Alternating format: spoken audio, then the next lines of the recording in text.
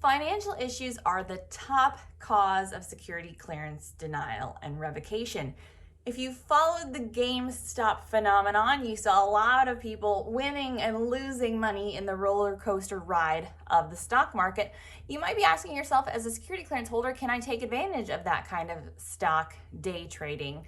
Certainly you can. You can invest in the stock market. We get questions about investments related to if security clearance holders can make different investments. It usually comes down to following the law. So if you're following an online forum, if you're kind of trading information, make sure you're not trading any kind of illegal or information that shouldn't be traded. And also make sure that in the forums that you follow online, you're just adhering to the laws as a security clearance holder you need to be aware of. Comes up with marijuana stock investments. We've talked about that before. As a security clearance holder, you should not be directly investing in a marijuana business.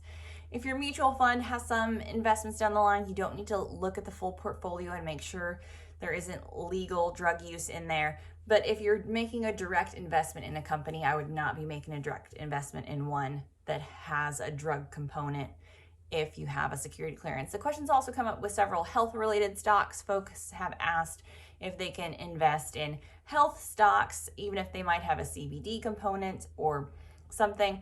If drugs aren't the primary product being traded, I don't think it's an issue. You're not trying to be involved in the drug business, but it's worth noting that adjudicative criteria does note drug involvement. So just make sure you're hands off in any kind of direct involvements in a drug, even a legal drug business. How it comes up with the GameStop phenomenon is we've certainly seen, again, that roller coaster ride that people went on. The stocks were $17, $50, then $500, and then right back down to closer to $50 again.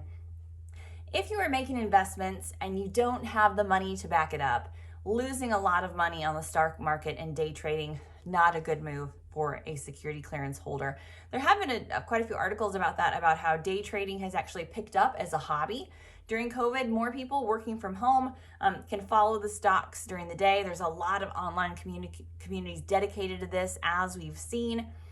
If you're a security clearance holder, I would watch making day trading a part of your daily job. Wouldn't want to be doing it on my government laptop, probably. And even watch out what you're doing on your smartphone during work time and work hours.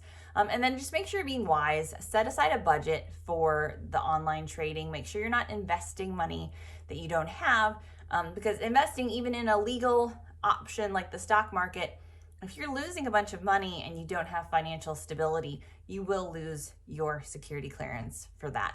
So you want to keep your eligibility, you want to keep your security clearance, so keep your finances in check and make sure you're investing wisely.